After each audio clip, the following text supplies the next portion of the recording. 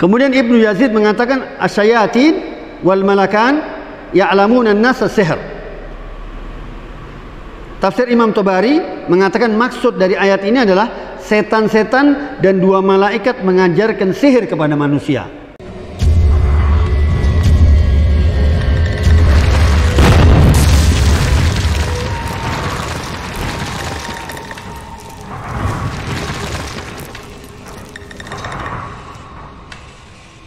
Bismillahirrahmanirrahim. Assalamualaikum warahmatullahi wabarakatuh. Innal hamdalillah nahmaduhu wa nasta'inuhu wa nastaghfiruh wa na'udzu billahi min shururi anfusina wa min sayyiati a'malina. Man yahdihillahu fala mudilla lahu wa man yudlilhu fala hadiya lahu. Asyhadu an la ilaha illallah wa asyhadu anna Muhammadan abduhu wa rasuluh. Allahumma salli wa sallim wa barik ala nabiyyina Muhammad wa ala alihi wa ashabihi wa man tabi'ahum bi ihsan ila yaumiddin. Qala Allah ta'ala fi kitabil aziz. A'udzu billahi minasy syaithanir rajim. Bismillahirrahmanirrahim. Ya ayyuhalladzina amanu taqullaha haqqa tuqatih wa la tamutunna illa wa antum muslimun. وقال الله أيضا يا أيها الناس اتقوا ربكم الذي خلقكم من نفس واحدة وخلق منها زوجها وبث منهما رجالا كثيرا ونساء واتقوا الله الذي تساءلون به والأرحام إن الله كان عليكم رقيبا. Jamaah rahmati Allah Subhanahu wa taala, alhamdulillah, segala puji syukur kepada Allah Subhanahu wa taala yang telah memberikan rahmat, taufik, hidayah serta inayahnya kepada kita sekalian, sehingga kita masih ditakdirkan untuk berjumpa kembali. Tidak terasa seminggu yang lalu kita berjumpa, dan kali ini kita berjumpa untuk yang kesekian kalinya. Marilah kita memohon-mohon kepada Allah Subhanahu wa taala, ilmu yang kita dapatkan ini betul-betul membawa manfaat yang besar buat diri pribadi kita dan keluarga kita dan orang-orang yang ada di sekitar kita. Sempat kemarin saya sampaikan bahwa semakin kita berilmu, tentu kita akan semakin tawaddu, semakin takut kita sama Allah Subhanahu wa taala, semakin hati-hati dan mampu mengamalkan ilmu tersebut, sehingga kita nanti di hadapan Allah Subhanahu wa taala menghadap dalam keadaan betul-betul mengerti tentang din ini. Sebagaimana saat hadis Rasulullah sallallahu alaihi wasallam yang sering juga saya sampaikan, bahwa dalam rangka kita masuk ke surga itu dengan ilmu. Man salaka tariqan yaltamisu fihi ilman sahalallahu tariqan ilal jannah. Man salaka tariqan, barang siapa yang meniti jalan, man salaka tariqan yaltamisu fihi ilman, dan dia dalam rangka menuntut ilmu, sahalallahu tariqan ilal jannah, maka Allah akan mudahkan baginya untuk masuk ke surga. Jamaah rahmati Allah Subhanahu wa taala, masuk surga dengan ilmu. Ya. Itulah hadis Rasulullah sallallahu alaihi wasallam yang disampaikan oleh beliau. Jamaah rahmati Allah Subhanahu wa taala, 2 minggu yang lalu saya menerangkan tentang bagaimana seorang pemuda yang mempertahankan dirinya dalam keadaan tauhid, yaitu ashabul ukhdud. Ya. Sehingga dia betul-betul berjuang sehingga taruhannya nyawa, ya, karena permintaan raja untuk menjadi tukang sihir di kerajaan itu. Nah, sekarang saya akan menceritakan kepada antum sekalian apa sebenarnya sihir itu. Jamaah rahmati Allah Subhanahu wa taala, sihir ini adalah susunan dari kata sin, ha, dan ro. Secara bahasa maknanya adalah segala sesuatu yang sebabnya nampak samar. Sihir, sahur. Ya. Jadi nampak samar-samar. Oleh karena itu, jamaah rahmati Allah Subhanahu wa taala, waktu sahur itu, antum perhatikan waktu sahur itu jam berapa? Samar-samar. Ya. Kemudian jamaah rahmatullah subhanahu wa ta'ala, ahli bahasa juga mengatakan bahwa akar kata dari sihir ini maknanya adalah memalingkan sesuatu dari hakikatnya. Memalingkan sesuatu dari hakikatnya. Maka ketika ada seseorang yang menampakkan keburukan dengan tampilan kebaikan dan menampilkan sesuatu dalam tampilan yang tidak senyatanya,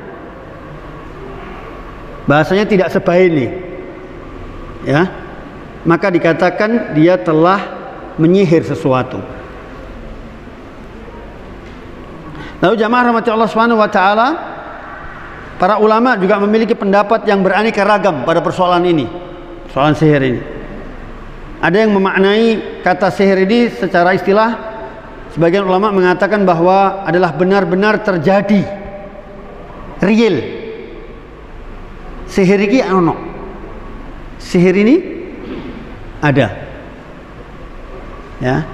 Dan memiliki hakikat.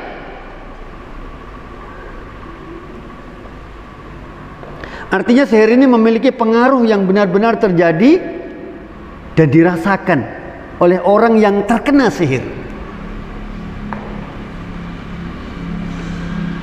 Ibnu Qudamah, seorang ulama, mengatakan rahimahullah, sihir adalah jampi atau mantra-mantra yang memberikan pengaruh baik secara dohir maupun secara batin. Kalau antum ada melihat orang yang ada di sekitar antum yang kena sihir, ya, itu akan nampak sekali, sangat berpengaruh pada kondisi secara dohirnya dan secara batinnya, terganggu, sumpek dan lain sebagainya. Kemudian jamaah rahmatullah subhanahu wa ta'ala, semisal yang lain adalah orang lain yang menjadi sakit, ya, atau bahkan membunuhnya, atau memisahkan antara suami dan istri. Yufarriqu baina mar'i wa zawji. Yufarriqu baina mar'i wa zawji. Saya akan cerita pada teman saya. Ini ada teman, kejadiannya nyata. Teman saya ini, dia kerjanya mundar-mandir, Jakarta, Surabaya, Jakarta, Surabaya. Dan dia aktivis. Dia aktivis dakwah. Subhanallah, dia ini kalau ketemu kalau dia di Jakarta, dia rindu sama istrinya. Ingin segera pulang ke Surabaya. Tetapi sampai Surabaya, ngelihat istrinya itu sudah beda sekali. Beda sekali lihat istrinya. Bahkan ada semacam benci sama istrinya. Seakan-akan cepat-cepat kepingin balik lagi ke Jakarta. Kemudian dia balik lagi ke Jakarta. Begitu dan seterusnya. Dan ini berlangsung lama. Sampai di Jakarta dia ketemu sama saya, dia katakan begini, Umar, sebaiknya saya menikah lagi saja. Karena saya ngelihat istri saya sudah nggak nyaman. Ini pekerjaan iblis ini. Ma yufarriqu bainal mar'i wa zawji. Dia memisahkan antara suami dan istri. Dia bisa menghancurkan rumah tangga orang. Ya. Kemudian jamaah rahmatullah subhanahu wa ta'ala, lanjut cerita singkat ini. Subhanallah, ketahuannya ketika dia naruh amplop. Dia naruh amplop di atas meja. Kemudian dia sakit, Pak. Didiagnosa tidak ada penyakit sama sekali, badannya kurus. Dicek darahnya normal. Kemudian dicek paru-parunya normal. Semua penyakitnya tidak ada. Tapi kondisi fisiknya orang sakit, seperti orang sakit. Dan sudah tidak berdaya di atas tempat tidur. Subhanallah, satu ketika dia naruh amplop di atas mejanya, ada tukang AC betulkan AC. Sedang betulkan AC. Amplop ini kok nggak ada. Dia cari, tidak ada amplop ini. Dia cari kemana-mana, tidak ada. Subhanallah, ada teman di luar pulau menawarkan dia untuk diruqyah. Tapi rawat inap, harus masuk karantina. Berangkat dia, Pak, ke sana. Kalau nggak salah waktu itu ke Bima. Berangkat ke Bima. Dia ini butuh tisu. Dia mau ngambil tisu untuk ngusap. Subhanallah, itu amplop tadi ada di mana? Di jaketnya, di jasnya itu tadi. Dia keluarkan, loh, amplop ini kok pindah tempat? Amplop ini kok pindah tempat? Yang asalnya saya tahu betul bahwa amplop itu saya taruh di atas meja. Saya tidak lupa. Tapi kenapa bisa pindah tempat? Lalu jamaah rahmati Allah Subhanahu wa taala, dia turun dari pesawat, disambut sama temannya. Saya nggak tahu ini, saya persisnya tidak tahu apakah orang ini, temannya ini juga menggunakan jin dalam urusan ini atau tidak, saya nggak ngerti. Tapi yang jelas dia katakan begini, "Mas, amplopnya apa sudah dikembalikan?" Amplopnya apa sudah dikembalikan? Betul. Betul, amplopnya sudah dikembalikan. Ini ada di kantong saya sekarang. Nah, jamaah rahmati Allah Subhanahu wa taala, akhirnya ketika dia diru'yah, ternyata betul dia sedang disihir sama, dan sihirnya jinnya dari mana-mana. Konon jinnya ada yang dari Filipina, konon jinnya ada yang dari Afrika, konon jinnya dari kidul sana. Kira-kira seperti itu. Nah, jadi jamaah rahmati Allah Subhanahu wa taala, orang sakit 90% dia diganggu oleh syaitan. Yang 10% sakit secara medis. Jadi taunya begini, ketika ada ada kahin, ada sahir. Sahir itu orang yang dukun ya, yang suka mensihir orang, itu dia tobat dan dia menceritakan bahwa 90 orang itu, orang yang sakit itu terkena sihir. Yang 10% dia sakit secara medis. Ya seperti ini tadi. Jadi kalau ada gejala-gejala itu, maka tidak ada lain penyembuhannya adalah dengan membacakan ayat-ayat ruqyah. Dan sebaiknya di ruqyah sendiri. Sederhana, yaitu baca ayat kursi, kemudian baca qul a'udzu birabbil falaq, qul a'udzu birabbin nas, kemudian ada doa-doa ruqyah. Nah, jamaah rahmati Allah Subhanahu wa taala, dan orang ini, sahir ini, sering didatangi ketika dia waktu itu menjadi dari dukunnya lah, jadi sahirnya, dia sering didatengin oleh orang untuk minta tolong untuk nenung salah satu ulama di Indonesia ini. Ya. Tapi selalu gagal. Karena nampaknya ustadz ini tadi selalu membentengi dirinya dengan dzikir. Tapi subhanallah, satu ketika kena Pak orang ini sihir. Terkena dia sihir. Hanya karena persoalan yang sangat sederhana, sepele sekali.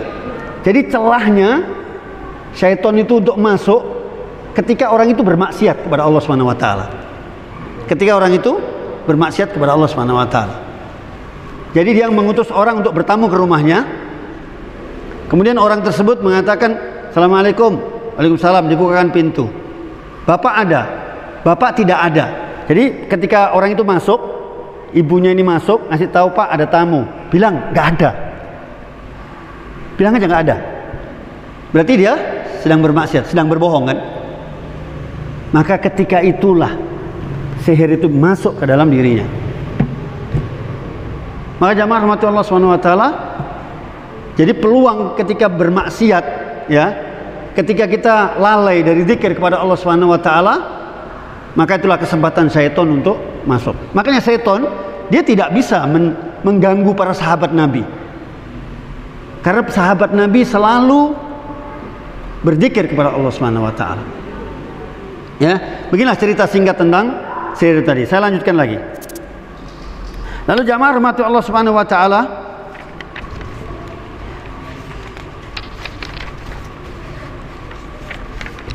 Rasulullah sallallahu alaihi wasallam juga pernah disihir. Ya, Rasulullah sallallahu alaihi wasallam pernah disihir. Sihir yang menimpa Rasulullah sallallahu alaihi wasallam tidak berpengaruh sama sekali terhadap penyampaian risalah berupa agama Allah Subhanahu wa taala ini. Ya, seseorang dari Bani Zuraik, ada seseorang dari Bani Zuraik bernama Labid bin Asham.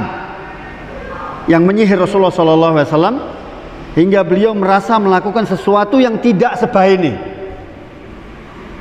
Jadi ada perubahan pada diri Rasulullah SAW. Kemudian jamaah rahmatullah SWT, sampailah pada satu hari, di satu malam, ketika beliau berada di sisiku, kata Aisyah ini ceritanya, beliau terus berdoa dan berdoa kepada Allah Subhanahu wa taala. Kemudian beliau bersabda, "Wahai Aisyah, apakah kamu tahu bahwa Allah telah memperkenankan doaku tentang apa yang aku tanyakan kepadanya?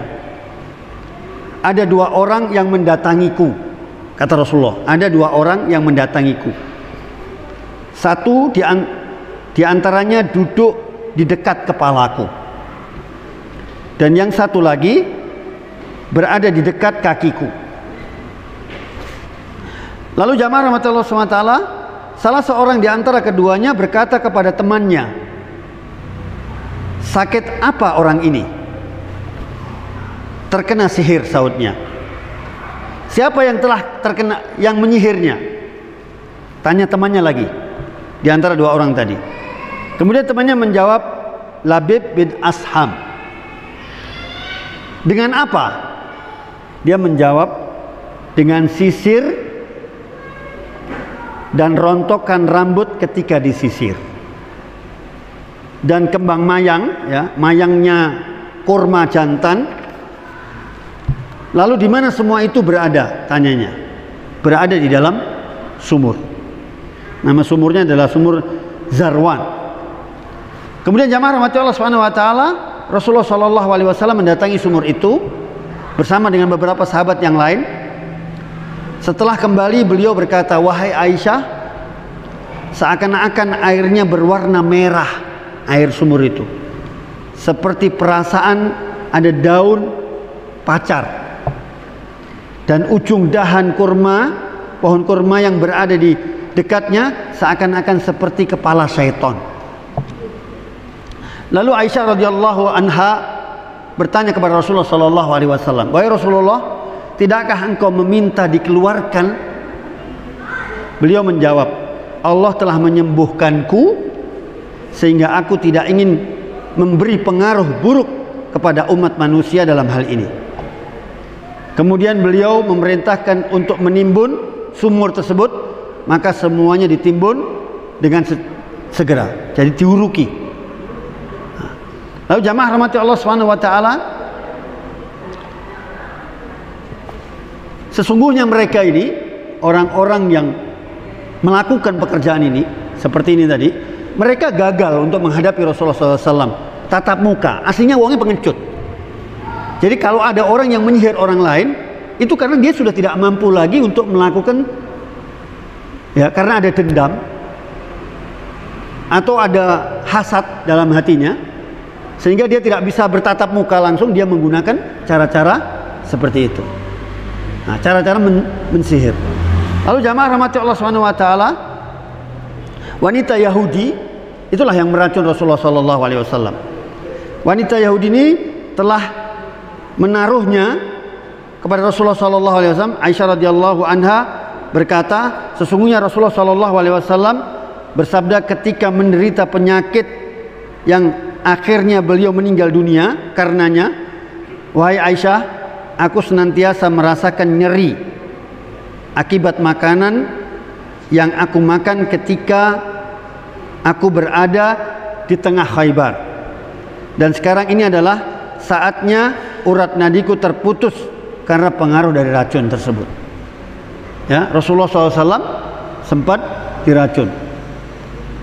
Jamaah rahmati Allah Subhanahu wa taala, cara-cara ini selalu dilakukan oleh mereka. Kalau tidak diracun, diambil rambutnya. Jadi hati-hati kalau ada orang, ya, memang cara itu adalah cara yang terbaik, cara yang paling cepat untuk melakukan itu. Singkat saja, saya pernah mengalami, ada teman ceritanya minta tolong sama saya untuk nagihkan utang ke seseorang, nggak sedikit, miliaran duitnya. Ternyata orang tersebut posisinya ada di daerah yang mana itu terkenal dengan sihir. Ya, taunya Bagaimana orang itu bisa kepencut sehingga mentransfer uang miliaran? Ternyata dia sihir.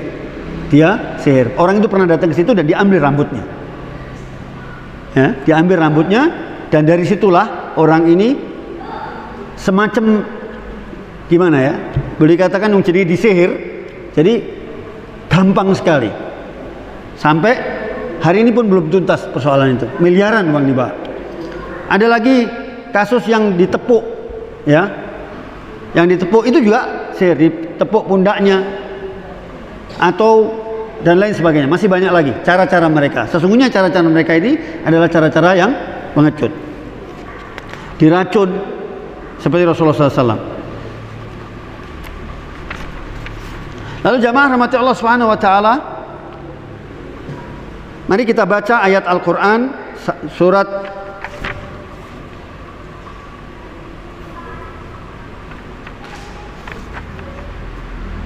Al-Baqarah.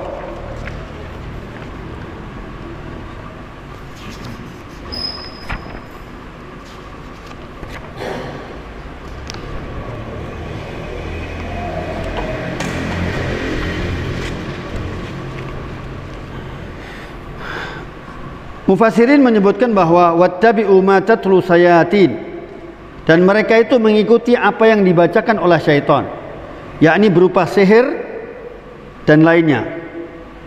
Dan makna dari yatlu, apa yang dikatakan atau dibacakan oleh syaitan tersebut. Kemudian alal malakaini, yaitu syaitan pada masa kerajaan Sulaiman, yakni ketika Nabi Sulaiman, pada masa Nabi Sulaiman bertahta, dan mereka mengira sihir. Dan ini adalah bagian daripada ilmu Nabi Sulaiman. Wa ma kafara Sulaiman, padahal Sulaiman tidak kafir.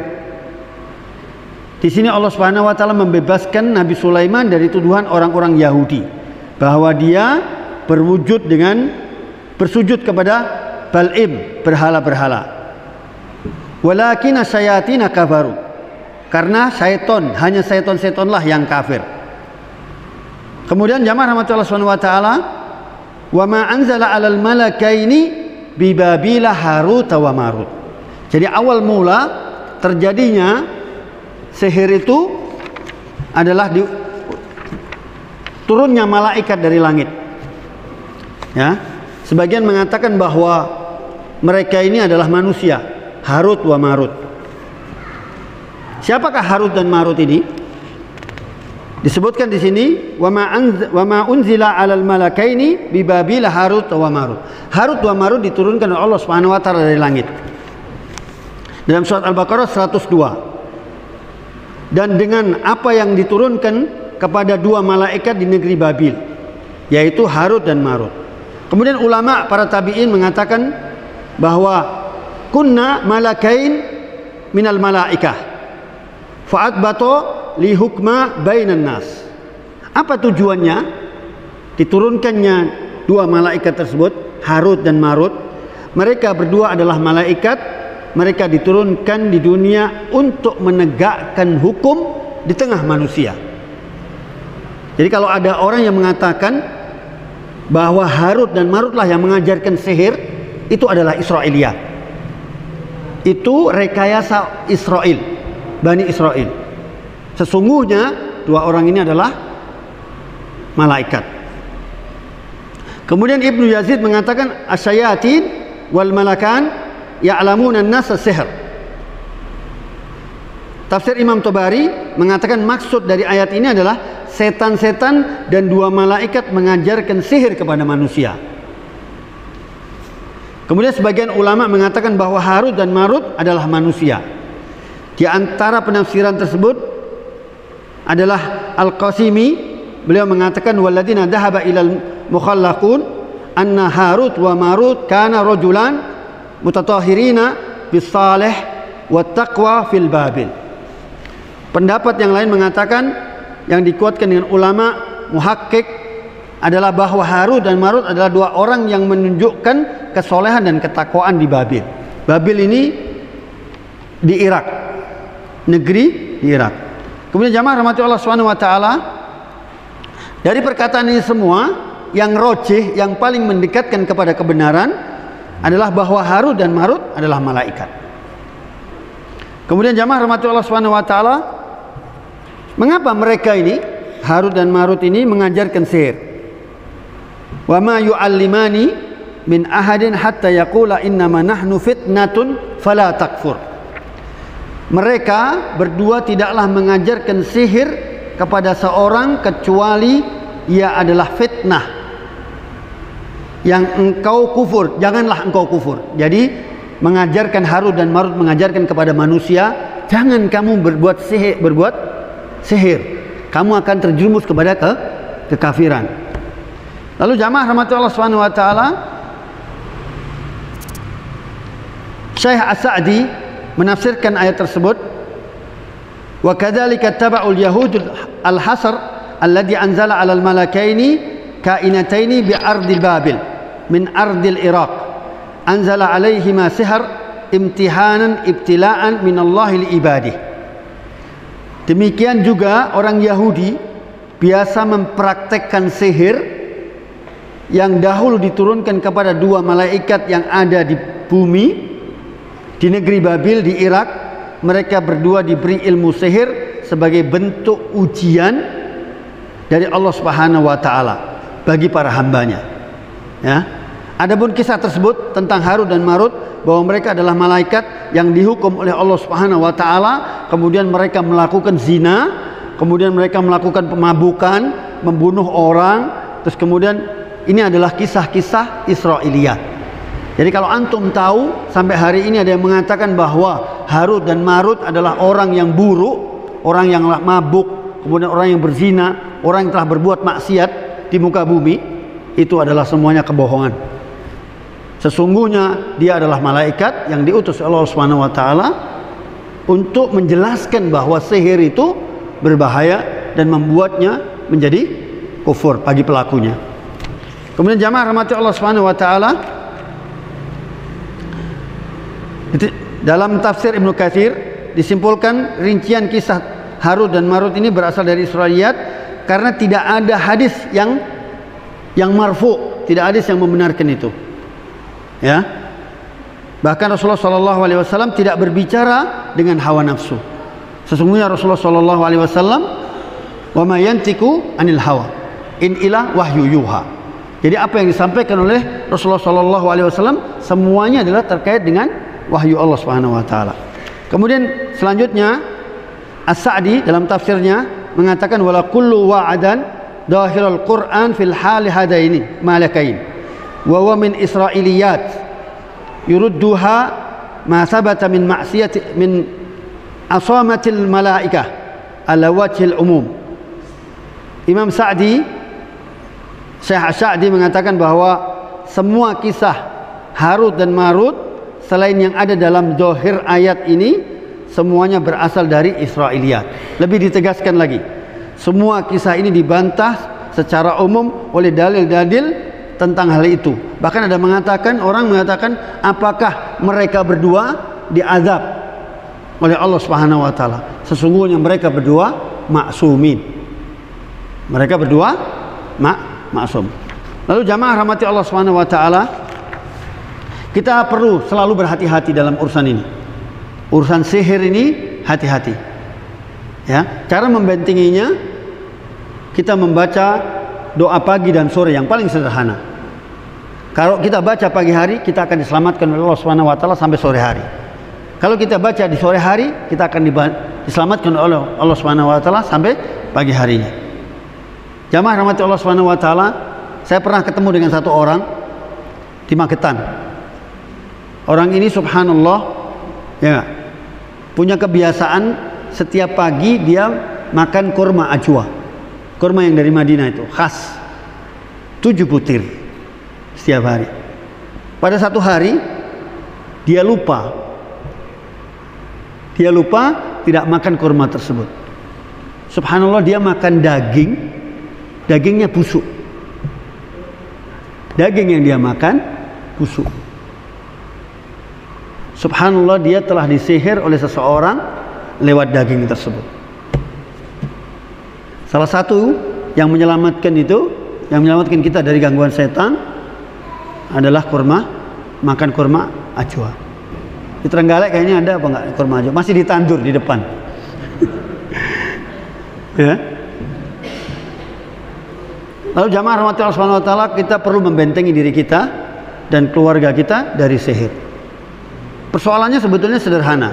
Kalau kita tidak nyalai orang nggak akan nyalai kita. Kalau kita kadang-kadang kita keperucut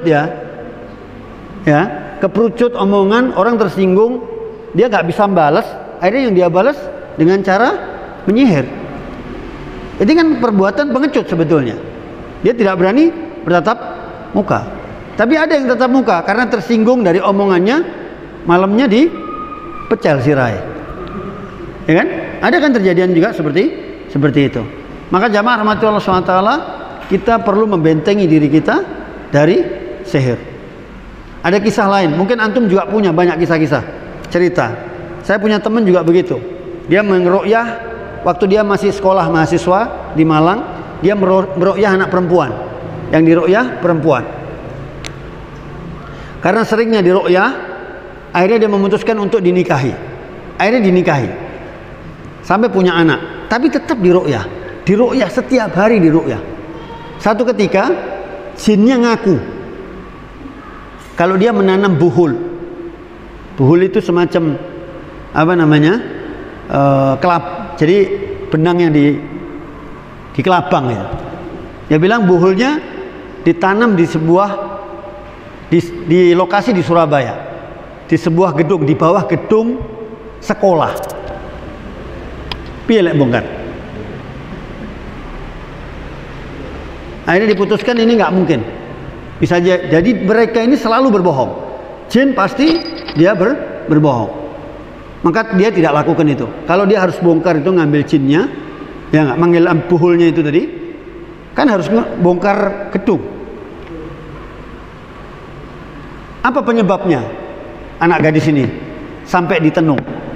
Sama-sama di satu sekolahan, dia berada di satu sekolahan, saingan. Sedang saingan. Yang ini anak ini kok pinter. Yang satu saingan nilai. Kebetulan bukan orang Islam ini. Akhirnya dia gunakan cara itu untuk menjatuhkan lawannya. Dan akhirnya berkepanjangan. Sampai hari ini belum sembuh. Sudah punya anak banyak dan selalu diruqyah sama suaminya. Nah, jamaah rahmati Allah Subhanahu wa taala, kita selalu perlu membentengi diri.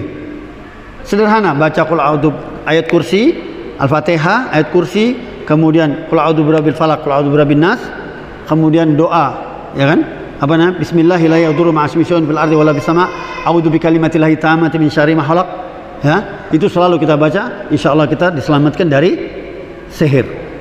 Namun jamaah rahmati Allah Subhanahu wa taala, kesimpulan terakhir bahwa sesungguhnya sihir itu ada. Sihir itu ada.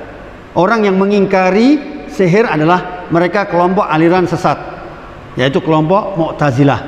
Mereka yang tidak mengakui adanya sihir. Tapi sihir itu sesungguhnya ada, dan kita harus membentengi diri kita dari sihir tersebut. Saya kira cukup itu. Aku qouli hadza wastaghfirullahal azim li wa lakum wa lisairil muslimin min kulli dzamb fastaghfiru innahu huwal ghafurur rahim. Assalamualaikum warahmatullahi wabarakatuh.